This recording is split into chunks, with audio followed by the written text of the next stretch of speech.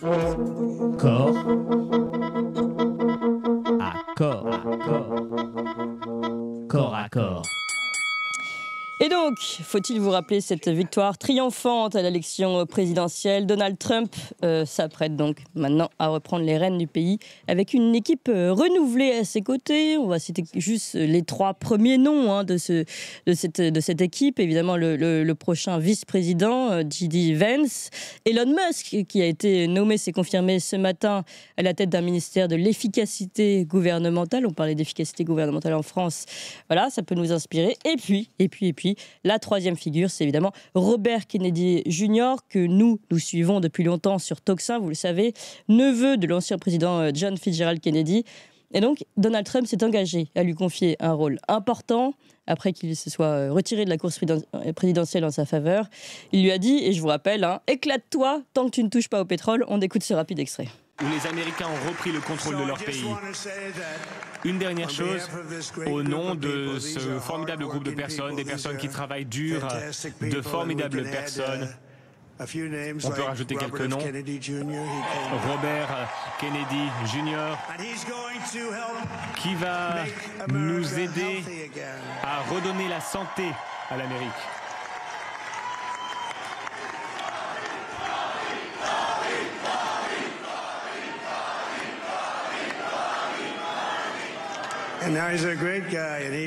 Il est super et vraiment, il souhaite faire différentes choses. On va le laisser faire.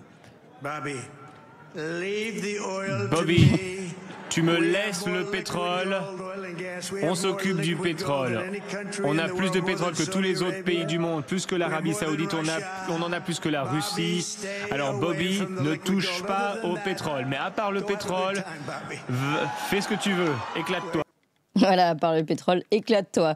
Ça, on l'a compris. Donc voilà, Make America Healthy Again. Et avant de donner la parole à mes 3 invités pour ce sujet important, Jean-Dominique Michel qui est avec nous en studio, docteur de l'épine, et Lynn Egberg, eh bien, je vous propose d'écouter. C'était un très très beau discours que vous pourrez réécouter. D'ailleurs, je peux même vous donner le site de docteur Nicole de l'Épine qui l'a traduit à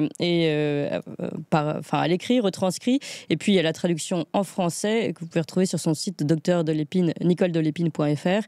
Eh bien, ce discours en Arizona en août 2024 dit beaucoup du projet de Robert Kennedy Jr. Et avant d'en parler, eh bien, je voudrais que vous écoutiez ses propres mots à lui. Donc, 2 extraits qu'on a, je le précise tout de suite, comme c'est important d'écouter ces extraits et qui sont un petit peu longs, qu'on a un petit peu accéléré pour pouvoir avoir le temps de parler juste après. On écoute. En Amérique, 74% des Américains sont maintenant en surpoids ou obèses, et 50% sont des enfants. Il y a 120 ans, quand quelqu'un était obèse, il était envoyé au cirque. Littéralement. Des rapports de cas d'obésité sur le sujet. Lisez-les, l'obésité était presque inconnue. Au Japon, le taux d'obésité infantile est de 3%, contre 50% ici. La moitié des Américains sont prédiabétiques ou ont un diabète de type 2.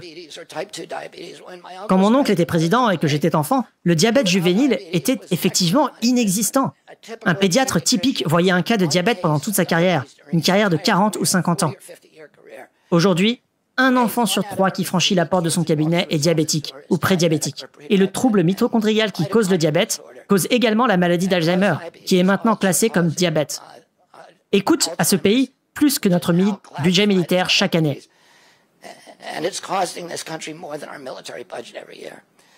Il y a eu une explosion de maladies neurologiques, jamais vues chez les enfants. ADD, ADHD, retard de la parole, retard sur le langage, syndrome de Tourette, narcolepsie, TSS, syndrome d'Asperger, autisme. En l'an 2000, le taux d'autisme était de 1 sur 1500.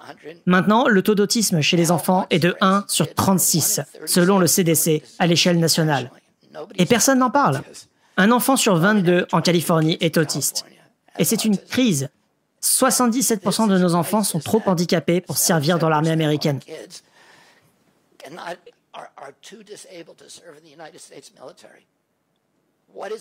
Qu'est-ce qui se passe à notre pays? Et pourquoi cela ne fait pas-t-il plus la une des journaux tous les jours? Personne d'autre dans le monde n'éprouve cela. Qu'est-ce qui se passe dans notre pays? On pourrait presque se poser, alors je sais que c'est pas le même niveau en France, mais qu'est-ce qui se passe dans notre pays? Qu'est-ce qui se passe dans notre Europe? Qu'est-ce qui se passe en France? Qui sont les coupables de ces maladies? Robert Kennedy Jr. répond aussi dans son extrait. Qu'est-ce qui cause cette souffrance? Je vais nommer 2 coupables. Le premier et le pire est la nourriture ultra transformée. Environ 70% de l'alimentation des enfants américains est ultra transformée. Cela signifie qu'elles sont fabriquées industriellement dans une usine. Ces aliments sont composés principalement de sucre transformé, de grains ultra transformés et d'huile végétale. Des scientifiques de laboratoire, dont beaucoup travaillaient autrefois pour l'industrie du tabac et qui ont acheté toutes ces grandes entreprises alimentaires dans les années 1970-1980, ont déployé des milliers de scientifiques pour trouver des produits chimiques, de nouveaux produits chimiques, pour rendre la nourriture plus addictive. Et ces ingénieurs n'existaient pas il y a 100 ans. Les humains ne sont pas biologiquement adaptés pour manger ce genre de choses. Des centaines de ces produits chimiques sont maintenant interdits en Europe, mais omniprésents dans les aliments transformés américains. Le deuxième coupable est les produits chimiques toxiques dans notre alimentation, dans notre médicament et dans notre environnement. Les pesticides, les additifs alimentaires, les médicaments pharmaceutiques et les déchets toxiques imprègnent chaque cellule de notre corps. Cette attaque contre les cellules et les hormones de nos enfants est incessante. Voilà, c'était un peu long, mais je voulais qu'on prenne le temps d'écouter. Puis il y avait encore d'autres moments très très forts de ce discours. Le temps d'écouter le fond, finalement, la réalité des chiffres, le fond de la problématique de ce qui se passe aujourd'hui dans notre santé. Et je vais me tourner maintenant vers 3 personnes qui, justement, travaillent sur ce sujet depuis bien longtemps et qui, je crois, sont très heureuses d'entendre que Robert Kennedy Jr. va pouvoir maintenant œuvrer en la faveur de ce renouvellement de la santé. D'abord, Gérard, docteur Delépine, bonjour. Bonjour. Et merci beaucoup d'être avec nous aujourd'hui. Vous êtes chirurgien, oncologue, statisticien. On parlait tout à l'heure justement des cancers, la multiplication des cancers. Vous pouvez, et vous en êtes ici l'un des spécialistes, vous êtes auteur de nombreux ouvrages avec Nicole Delépine, votre femme, notamment Dysphorie de genre, autopsie d'un confinement aveugle, hystérie vaccinale ou encore Les enfants sacrifiés du Covid aux éditions Fauve. On va revenir, vous avez écrit avec Dr Delépine un article suite à ce discours de Robert Kennedy. Vous avez dit « L'arrivée de Donald Trump à la Maison-Blanche, accompagné de Robert Kennedy Jr., apporte un immense espoir à nous médecins soignants qui souffrons depuis plusieurs décennies de la captation des agences de santé par la bureaucratie au service de Big Pharma, Big Agri et plus globalement du capitalisme financier. » On va revenir là-dessus ensemble. J'accueille également Jean-Dominique Michel. Bonjour. Bonjour Clémence. Merci beaucoup d'être avec nous ici en studio. Vous êtes anthropologue, expert en santé publique, essayiste, auteur de nombreux ouvrages également, dont dernièrement la fabrication ou la fabrique, je ne me rappelle plus. La fabrication. La fabrication du désastre aux éditions Marco Pieter. Et puis, nous avons Eline Ekberg. Bonjour Eline Ekberg. Bonjour. Merci beaucoup d'être avec nous. Vous avez accepté de venir témoigner. Vous n'êtes pas tout à fait familière des plateaux télé. Vous êtes une ancienne traductrice française, en français, pour l'association Children Health Defense Europe. Alors, pour précision, c'est évidemment l'association, c'est l'extension européenne de l'association fondée par Robert Kennedy Jr. Est-ce que vous pouvez nous dire quelques mots sur cette association ? Alors, c'est une association qui a été fondée d'abord sous un autre nom, c'était le World Mercury Project, fondé par Robert F. Kennedy Jr. et Lynn Redwood, qui était une infirmière aux États-Unis. Et c'était pour investiguer le lien entre le mercure qu'on trouve dans le poisson, dans les amalgames dentaires, dans les vaccins à une époque, et les troubles neurologiques. Et que le mercure est neurotoxique et il voulait mettre la lumière là-dessus. Ensuite, en 2018, ça a changé de nom pour Children's Health Defense. Et ça a aussi élargi un peu leur scope parce qu'ils se sont intéressés à la nourriture, médicaments, nourriture, hormones, tout ce qui peut abîmer la santé des enfants. Et aux États-Unis, ils sont très avancés dans les maladies chroniques. Oui. On a vu les chiffres, c'est terrible. Oui. Ensuite, en 2020, Robert F. Kennedy Jr. est venu en Allemagne parce qu'il a vu ce qui se passait avec les vaccins Covid et le fait que ça devenait obligatoire pour certaines catégories de la population. Et il a alerté sur le fait que c'était peut-être imprudent. Déjà, c'est illégal de le rendre obligatoire. Et il a encouragé Children's Health Defense Europe à s'établir au niveau de l'Europe pour informer aussi tous les pays européens dans leur langue. Oui.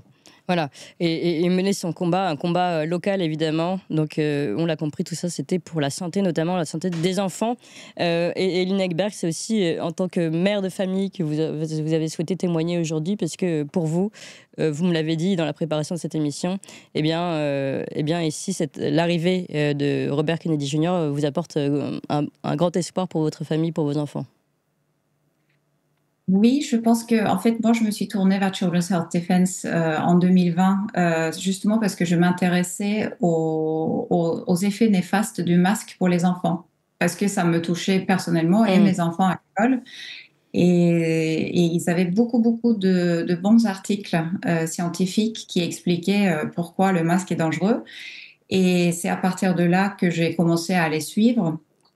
Et c'est extrêmement encourageant ce qu'ils font. La plupart des gens qui travaillent chez Children's Health Defense aux USA, ce sont des mères de famille, des médecins, des gens qui ont vécu de près des dommages vaccinaux ou des dommages liés à des médicaments. Et c'est pour ça que leur action est très puissante. Docteur Gérard Delépine, vous avez vous-même rencontré à plusieurs reprises Robert Kennedy Jr. Il vous a invité à faire notamment donner des conférences sur des sujets sur lesquels vous étiez particulièrement en pointe. Est-ce que vous pouvez nous en parler et nous dire quel personnage c'est, enfin quel homme c'est? Ouais, contrairement à ce qu'on raconte actuellement dans les médias françaises subventionnés, c'est un homme tout à fait posé et raisonnable. J'ai effectivement eu l'occasion de dîner avec lui à Chicago, puisqu'il m'avait invité, pour faire une conférence sur le garde d'asile, sujet auquel je suis très concerné avec mon épouse. Et il m'a fait effectivement l'effet d'un homme politique dont on aurait besoin en France. Et on le décrit actuellement dans tous les médias, que ce soit Le Point, Le Monde, anti-vax, comme un anti-vax notoire. Or, il n'est absolument pas anti-vax, il le dit clairement. Il s'engage à ce que tous les Américains qui veulent être vaccinés puissent l'être. Il s'est engagé très clairement récemment. Oui. Et simplement, il demande que les vaccins soient sûrs et qu'ils suivent des systèmes d'essais qui soient cohérents avec les autres médicaments. Le vaccin est un médicament comme les autres, mais ce n'est pas avec un bon Dieu, c'est un médicament. Et comme tous les médicaments, il doit y avoir une balance avantage-risque qui soit correctement posée. Et il faut même qu'elle soit plus sévère que pour un médicament ordinaire. Parce qu'un médicament ordinaire s'adresse à quelqu'un de malade. Et donc, qui a quelque chose à gagner, c'est la guérison de sa maladie. Le vaccin s'adresse à des gens sains. Donc, le problème, on ne peut pas accepter des accidents qu'on va imposer à des gens sains. Donc, sur cette problématique, il est absolument impeccable. Et ce qui gêne beaucoup les laboratoires pharmaceutiques, et c'est eux qui mènent cette campagne de diffamation envers Robert Kennedy, c'est qu'il veut simplement qu'il y ait des essais convenables et que les agences sanitaires qui sont censées nous protéger ne soient plus captives de ces mêmes intérêts pharmaceutiques. Et ça, c'est un tort énorme. Et Robert Kennedy a compris par ses antécédents familiaux qu'il va mieux être protégé. Effectivement, j'ai dîné avec son garde du corps et on a pu discuter, car il se sait menacé. Bien sûr. Et espérons que les leçons du passé lui serviront à se protéger, comme d'ailleurs Trump. Oui, mais ça, on va revenir sur ces menaces, mais surtout pourquoi est-il menacé? Parce que lui-même menace des intérêts gigantesques financiers, et c'est tout le sujet qu'on va aborder ensemble. Je me tourne vers Jean-Dominique Michel. Jean-Dominique Michel, vous aussi, vous m'avez écrit pour souligner l'importance de cette élection et surtout de l'arrivée de Robert Kennedy Jr. dans ce gouvernement. Pour vous, c'est finalement un tsunami. Avant de vous donner la parole, je tiens à vous dire qu'on est extrêmement nombreux ici ce matin, 7400, on me dit dans les derniers chiffres. On est à à une centaine d'auditeurs YouTube de France 24, qui est la première radio numérique. Là, on battrait toutes les radios si on se joignait, si on était quelques centaines de plus. Donc n'hésitez pas, et des pouces, et des cœurs, et des likes. Et moi, je me tourne vers Jean-Dominique Michel pour savoir justement ce tsunami qui, selon vous, va arriver. C'est très intéressant d'entendre effectivement la campagne de diffamation qui s'adresse à Robert Kennedy, parce qu'en fait, nous avons aujourd'hui, et tous les experts en santé publique le savent, des politiques profondément anti-santé. Et quand lui vient rappeler la réalité des dommages que ça crée dans la population et des multiples distorsions, évidemment, on le décrit comme un épouvantail. Et pourquoi a-t-on des politiques anti-santé? En fait, ça joue sur deux piliers. Le premier, c'est qu'on ne s'occupe pas des facteurs de risque qui endommagent la santé de la population, qui ont été rappelés, essentiellement la malbouffe, la pollution chimique, la sédentarité et le stress, qui génèrent 80% des maladies dont souffre la population, qui seraient évitables si on s'occupait des facteurs de risque. Donc on a une énorme morbidité aujourd'hui qu'on pourrait éviter, qui frappe les enfants, les gens de tous âges, les personnes âgées. Et puis d'un autre côté, on a un système de santé dont la priorité n'est plus de s'occuper de la santé de la population, mais de réserver des débouchés économiques à une industrie. Alors vous savez, le complexe militaro-industriel et l'industrie pharmaceutique se tirent la bourre pour savoir qui est le premier d'année en année. Et tout comme nos politiques d'affaires étrangères, de géopolitique sont instrumentalisées par le complexe militaro-industriel en Occident, c'est vraiment le moteur de l'économie américaine depuis des décennies, eh bien, les systèmes de santé sont complètement pris en otage par les pharmas qui infiltrent toute la chaîne, c'est parfaitement documenté, des facultés de médecine aux cabinets privés, en passant par les agences gouvernementales, les organisations internationales, en n'ayant plus depuis longtemps comme priorité la santé des gens, mais ce que ça peut rapporter. Et donc, on est dans ce décalage scandaleux et extrêmement compliqué. Et quand Robert Kennedy, qui connaît extrêmement bien son sujet, qui documente tout, c'est un avocat, donc il documente tout ce qu'il avance de manière très rigoureuse, évidemment que c'est parfaitement inquiétant pour les intérêts en question. Mais ça va même, je pense que vous l'avez évoqué, mais à chaque fois en abordant des champs différents, Big Pharma, l'agriculture industrielle et finalement l'industrie militaire. Est-ce que c'est pas finalement la même grosse, est-ce qu'ils ne se tiennent pas la main, en tout cas, toutes ces industries, Big Pharma, Big Agri, on pourrait dire Big Army, puisqu'on le voit, d'ailleurs, il le dit, à un moment donné, j'ai pas coupé l'extrait, mais Robert Kennedy explique dans un autre discours que finalement, ces derniers vaccins du Covid étaient créés par l'industrie militaire en premier. Donc on voit bien que tout ça est lié. Et puis on voit bien, pour revenir sur la santé, que l'agriculture, finalement, aujourd'hui, crée des malades qui est elle-même soignés par Big Pharma. Tout ça est relié. Donc finalement, c'est un monde, c'est vraiment un univers parallèle de la finance qui est ici concerné par cette reprise en main de Robert Kennedy Jr. Oui, et Robert Kennedy est aussi un des meilleurs connaisseurs de la manière dont le système s'est complètement déformé dans le sens que vous dites. Et dans son livre sur Fauci, Gates et la santé publique, il montre la criminalité des opérations en cours depuis plus de 20 ans et dont Anthony Fauci, l'ancien responsable de la politique Covid aux États-Unis, mais de bien d'autres choses, tout le financement de la recherche est une des principales chevilles ouvrières. Et là, il y a un tel degré de criminalité que ça va être extrêmement intéressant, parce que si Robert Kennedy va au bout des choses avec le soutien de Trump, ça veut dire quand même qu'on va mettre en lumière des choses que la plupart des gens ignorent et qui sont abominables en termes d'impact destructeur sur la population et de truanderie. Lui, il est parfaitement déterminé à le faire. Après, reste à savoir s'il aura vraiment le soutien de Trump, parce que ça revient à mettre à nu l'organisation de nos sociétés dans la manière dont elles ont dérivé aussi hors du champ de préférence et de décision des populations.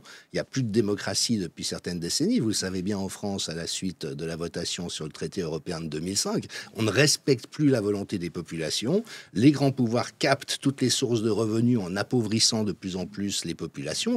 Ça se laisse voir, je veux dire, ça ne sont pas des théories, il y a tous les indicateurs le montrent. Donc s'ils veulent vraiment aller au bout des choses, ça va aller très très loin. Et puis avec ce petit hiatus intéressant, qu'il faut quand même rappeler que Donald Trump a confirmé Anthony Fauci dans ses fonctions au mois de mars 2020. C'est lui qui a précipité la mise à disposition de l'injection génique.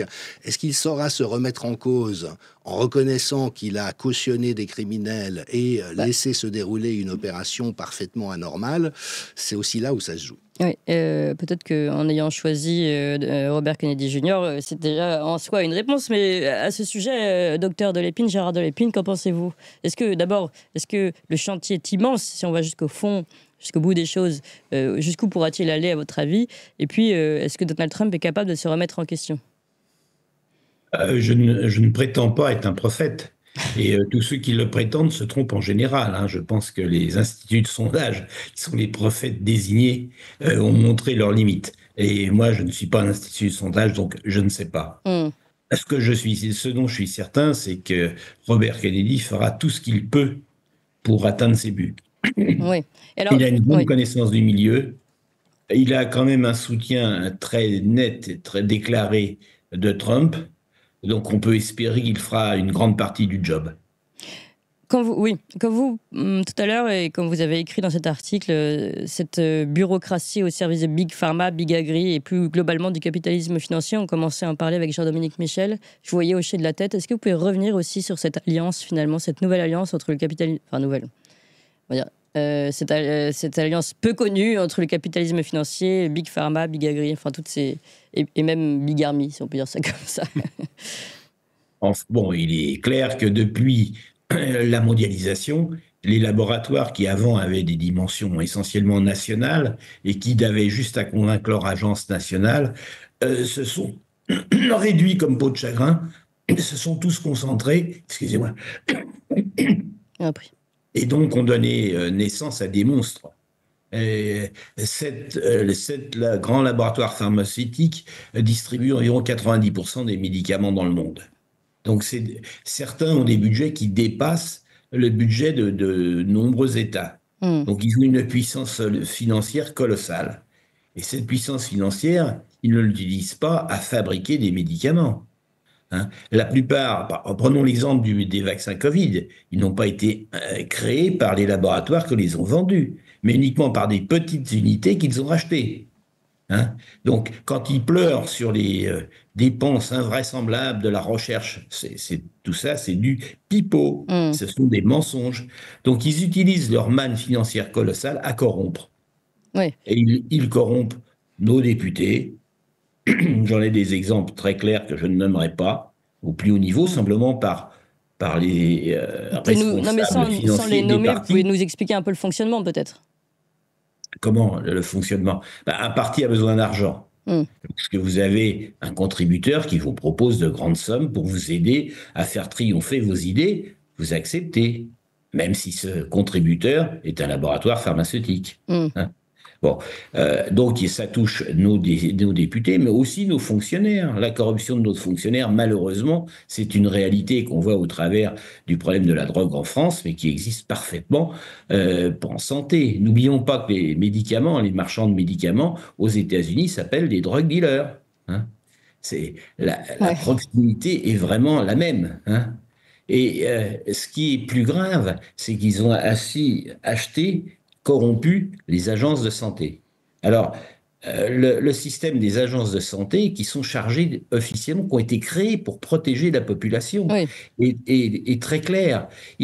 Ces agences sont corrompues déjà de manière systémique, puisque une grande partie de leur financement provient des laboratoires. Les organismes qui sont chargés de vérifier si un essai thérapeutique est éthique touchent de l'argent de celui qui propose l'essai. Oui, c'est dingue ça. Il y a une concurrence nationale entre différents organismes. Ceux qui acceptent le plus facilement sont ceux que vont voir les laboratoires, bien entendu. Nous avons donc des essais thérapeutiques qui sont viciés d'emblée. Prenons l'exemple des vaccins Covid.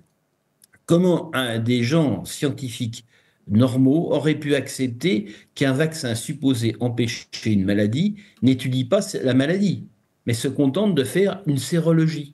C'est complètement fou. Comment pouvait-il accepter aussi de dire que ces vaccins étaient sûrs alors qu'ils avaient été surveillés en moyenne 2 mois? C'est complètement fou. L'utilisation de critères dits substitutifs, puisque pour un vaccin ou pour un médicament qui veut lutter contre une maladie mortelle, le seul critère valable, c'est le nombre de morts entre ceux qui prennent le médicament et ceux qui ne le prennent pas. Eh bien non, pour les vaccins Covid, on n'a pas étudié la mortalité, on ne l'a pas étudié. C'est beaucoup trop long, beaucoup trop compliqué. Et il faudrait, en cancérologie, nous, avec l'école, on avait l'habitude avec M. Maté de s'intéresser au taux de survie à 5 ans. à 5 ans, est-ce qu'il y a davantage de survivants avec ce traitement A qu'avec ce traitement B? Maintenant, c'est plus du tout ça au niveau européen. Maintenant, on regarde à 3 mois. On voit une lésion, une métastatique pulmonaire, facile à mesurer, et on regarde si elle a un peu ou pas diminué, ou si elle a grossi. Oui, mais il y a un médecin généraliste qui nous a quand même défendu que, comme il y avait beaucoup de monde qui était vacciné, on pouvait empiler, on va dire, les temps de vaccination de chacun et ça faisait un temps long. Vous n'avez pas entendu ça? Non. Ça, c'est vraiment la folie de certaines personnes qui n'ont jamais fait de médecine. Ah bah, Ou qui trouvent je préfère qu'il soit fou que totalement corrompu. Oui. Les deux hypothèses sont possibles et l'une n'exclut pas l'autre. On peut être à la fois très nul en médecine, très nul en sciences et totalement corrompu. On a eu quand même de grands exemples dans les médecins de plateau récemment. Oui, tout à fait, c'est à ça que je faisais allusion. Juste pour revenir sur la corruption politique, justement, de Big Pharma et la corruption de ces agences de santé, je voulais, Jean-Dominique Michel, parce que vous avez travaillé là-dessus aussi, vous donner la parole. Bah oui, c'est quelque chose qui a été très très bien étudié, donc tout est parfaitement documenté avec un ensemble de ressorts légaux et illégaux, on trouve des deux.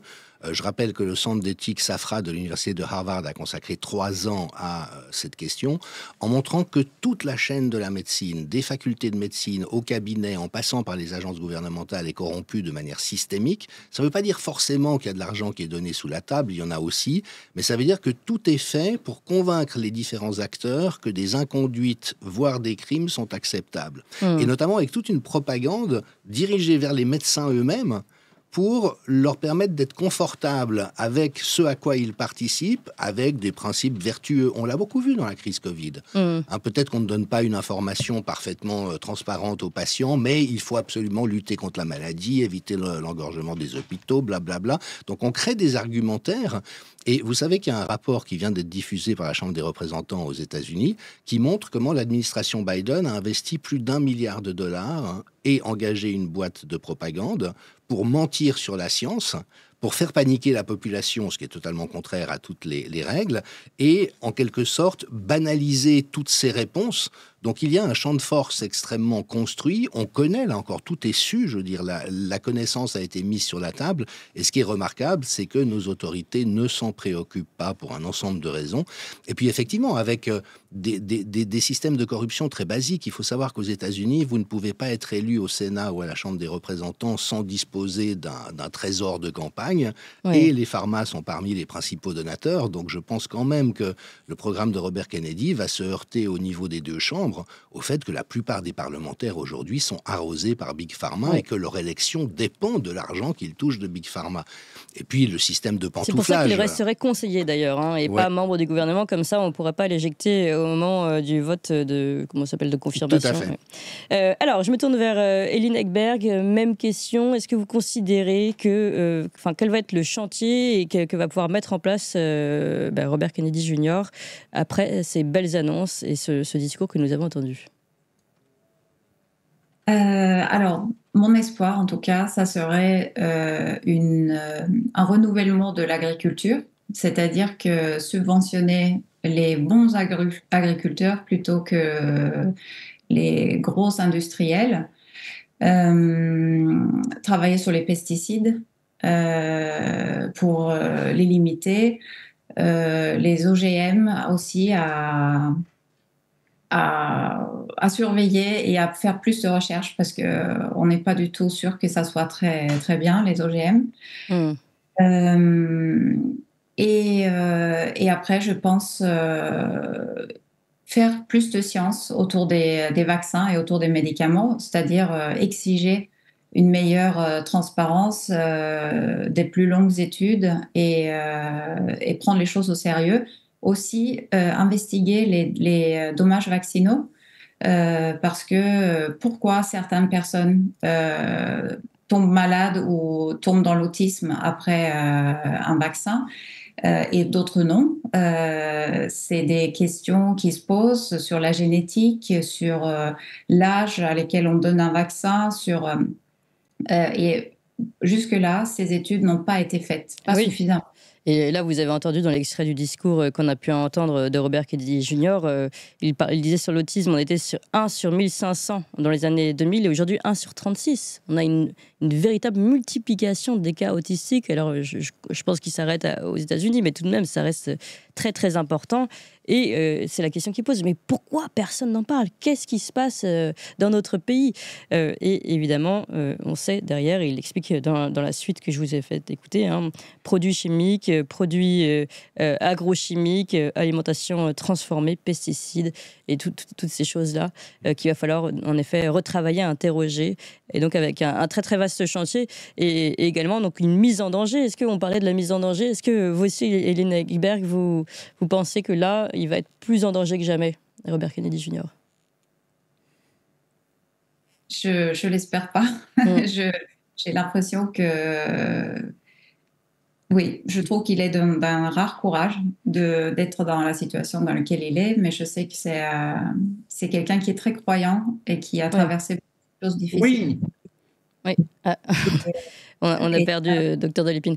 Oui, vous disiez, il est très croyant. Ça, c'est vrai que je l'ai entendu aussi dans son discours. Il dit, j'ai prié pour sauver ces enfants de maladies orphelines, pour pouvoir avoir un poste un jour qui me permette de pouvoir changer les choses. Et il dit d'ailleurs, ma famille était contre cette alliance avec Donald Trump.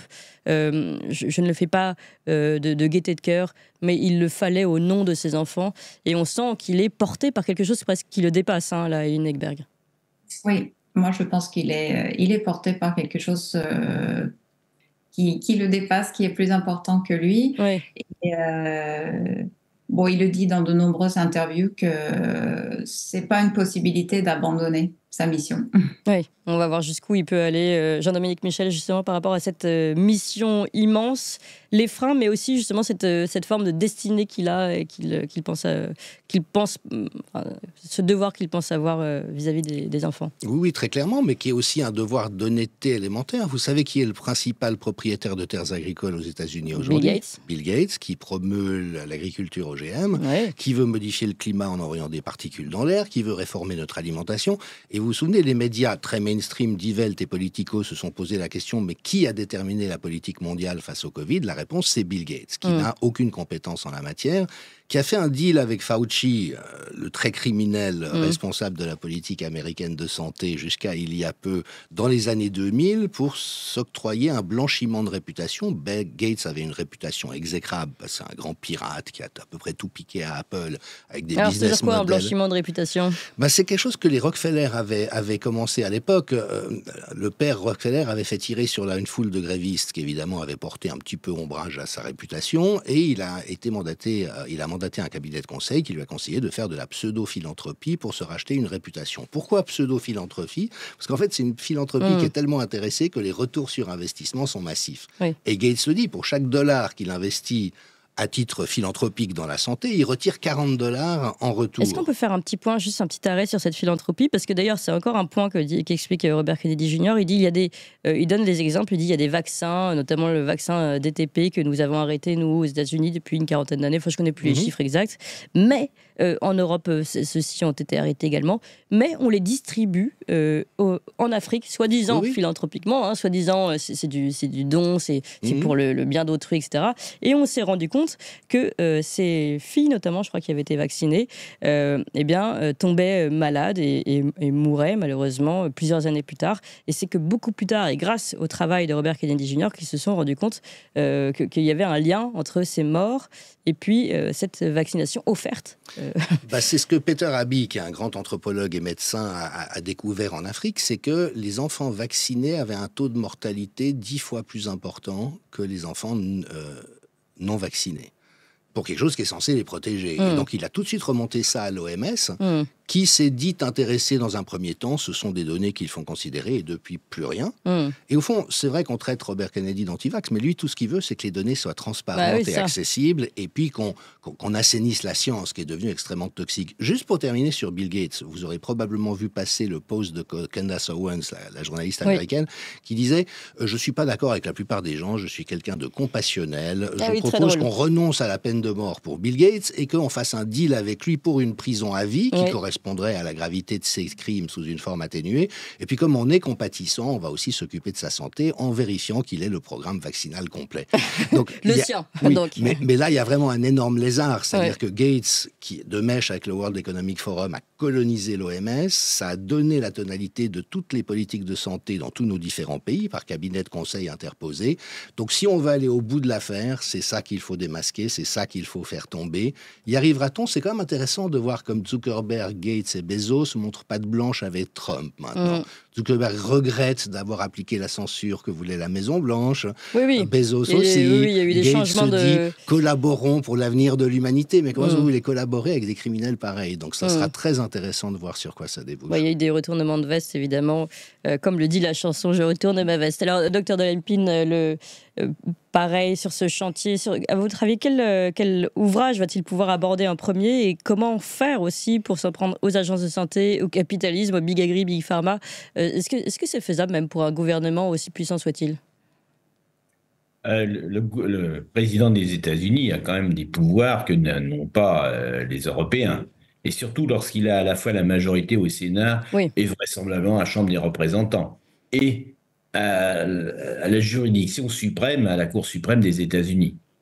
Alors, pour confirmer ce que disaient nos autres auteurs, je tiens à ce que vous lisiez, bien entendu, ce livre de Robert Kennedy qui montre Anthony Fauci, Bill Gates, Big Pharma.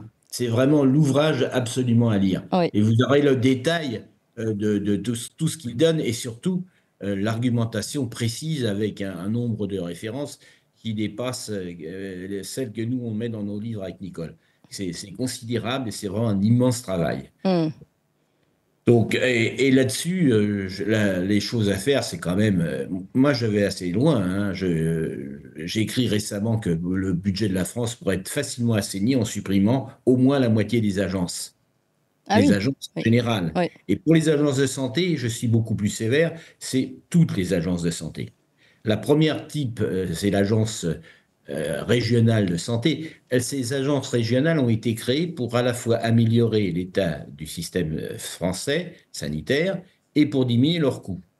Et lorsqu'on regarde leur effet, elles ont totalement fichu en l'air le système sanitaire français. On était parmi les premiers du monde en 2000. Et maintenant, on est au 23, 24e rang. Bon, les États-Unis sont au 72e rang, donc on a encore de la marge. Mais chuté de manière diabolique. Et quant au coût, on est ceux en Europe qui dépensons le plus pour notre santé. Alors c'est vrai qu'on dépense également 2 fois moins que la moyenne des Américains. Mais on est quand même parmi les plus mauvais. Donc si on juge un organisme à ses résultats, les ARS ont été une totale catastrophe. Et il faut savoir que les directeurs des ARS sont souvent pas des médecins, en tout cas pas des gens qui ont traité des malades, et qu'ils touchent quand même plus de 15 000 € par mois. Donc on pourrait vraiment faire une grosse économie. Quand vous regardez la Haute Autorité de Santé, c'est effectivement un flot de conflits d'intérêts. Les experts sont systématiquement des gens bourrés de conflits d'intérêts. Et c'est le ministre de la Santé française, un ministre ancien, qui a dit « Les gens qui n'ont pas de conflits d'intérêts sont des experts sans intérêt ». On exclut les gens non corrompus des agences. De fait, c'est quand même incroyable. L'agence a donné de bons résultats. C'était un foutage de gueule absolument insupportable. Alors, sans même parler des économies, évidemment, c'est fondamental, surtout qu'on économise là. On améliorerait la santé en faisant des économies, en supprimant. Je ne parle pas du Conseil national de l'ordre des médecins. Parlez-en. Où les conseillers sont supposés en France être bénévoles, mais le président touche 10 000 € par mois, c'est un rapport de la Cour des comptes qui le précise, et dispose d'une résidence très bien située à Paris qu'il peut utiliser à ce qu'il veut.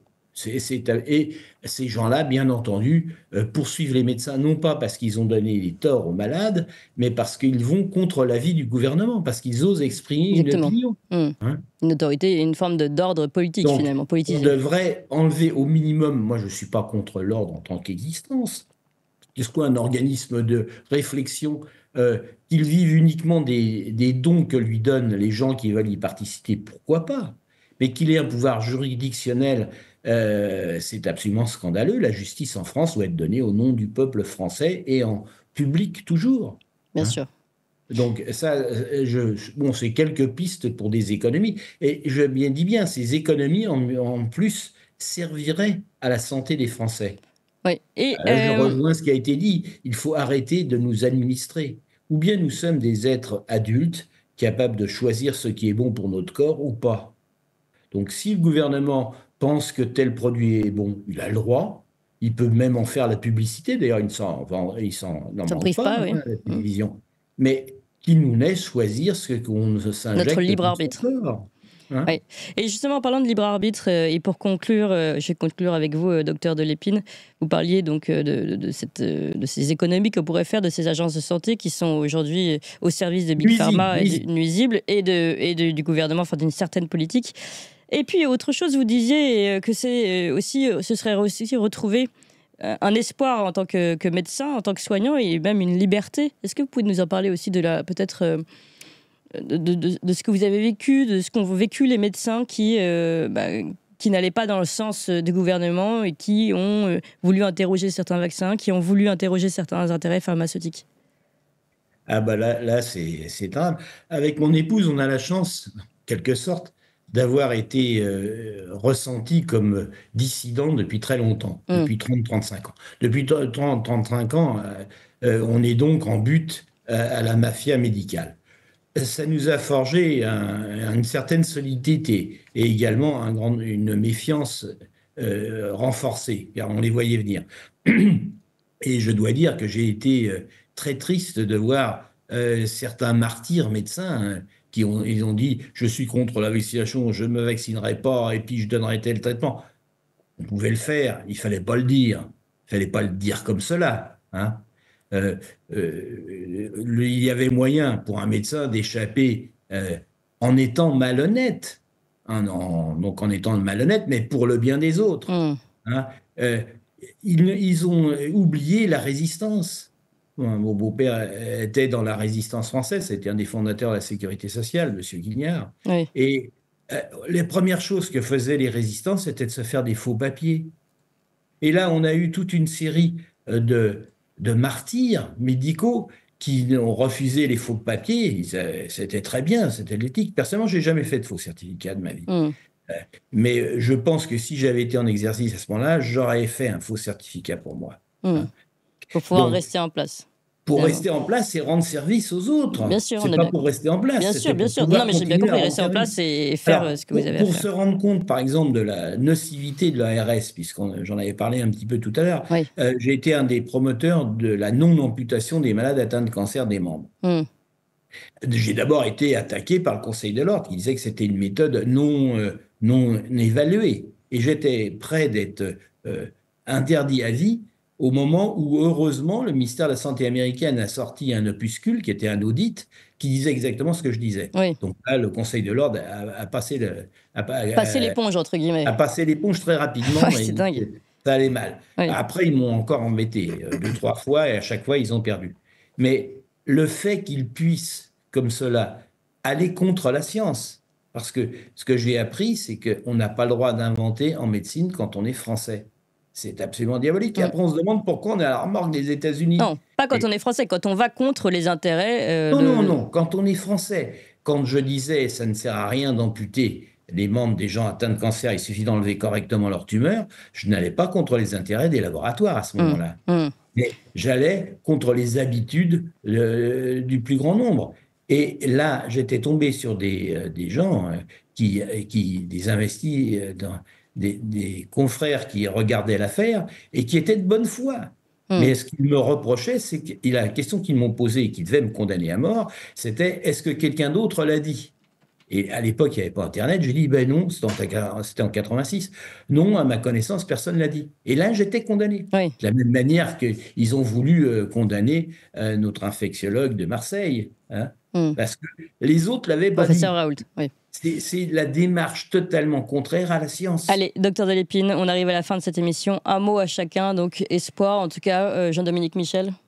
Oui, je rappelle qu'en Suisse, il n'y a pas d'ordre des médecins et que les médecins qui ont essayé des traitements alternatifs dans leur cadre de leur responsabilité médicale n'ont absolument pas été poursuivis. Donc en France, il y a vraiment une attaque contre l'indépendance des médecins et la probité des médecins. Il y a eu une purge avec l'histoire de la suspension des personnes qui ont refusé de se faire injecter. Et puis la dernière trouvaille qui est abominable en termes de droit de la santé, c'est que désormais les médecins doivent mettre le nom de la pathologie sur l'ordonnance que le médecin va présenter à son pharmacien, ce qui est le viol définitif du secret médical, ce qui est très très grave sur le plan civilisationnel. Donc il faut bien mesurer cette attaque qui a cours en France actuellement contre la probité médicale. Mais espoir tout de même que les choses puissent changer depuis les États-Unis peut-être. Elina Ekberg, le mot de la fin également. Oui, donc moi je suis juste dans l'impatience de voir les changements qui vont venir. Eh bien, à suivre donc, et beaucoup d'espoir en tout cas, et puis on va suivre en espérant que d'ici là, Robert Kennedy Jr. sache se protéger parce qu'évidemment, il va toucher des intérêts très, très puissants, vous l'aurez compris. Merci encore Jean-Dominique Michel, anthropologue, expert en santé publique et auteur notamment de cet ouvrage, La fabrication du désastre aux éditions Marco Pieter. Merci docteur Delépine, chirurgien, oncologue, statisticien et auteur notamment des enfants sacrifiés du Covid aux éditions Fauve. Et merci à vous, Elina Ekberg. Vous êtes ancienne traductrice pour l'association Children Health Defense Europe, donc pour l'Europe. Et puis mère de famille, et c'est important de le souligner, puisque vous portez justement l'espoir et le futur dans vos mains et avec vos enfants. Merci encore à vous tous.